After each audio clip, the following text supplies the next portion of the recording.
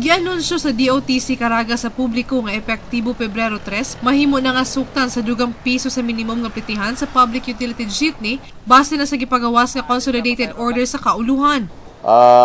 Mayroon dagdag na pamasahe na 1 peso for the first 4 kilometers or the first 5 kilometers as the case may be.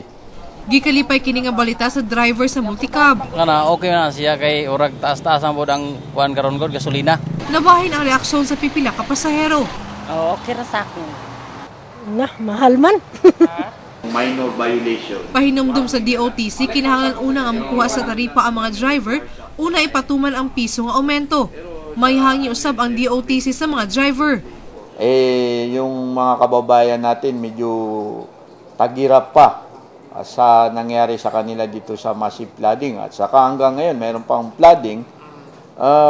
Sana ating mga operator, driver at wag muna nila ito implement hanggang hindi pa sila nakakakuha nung provisional per matrix na gagawin namin.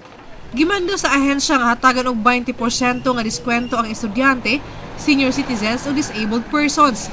Nagbahad ang ahensya nga multang 500 pesos o kahapagbawi sa prangkisa ang silot sa mga mapamatud-ang nakalapas.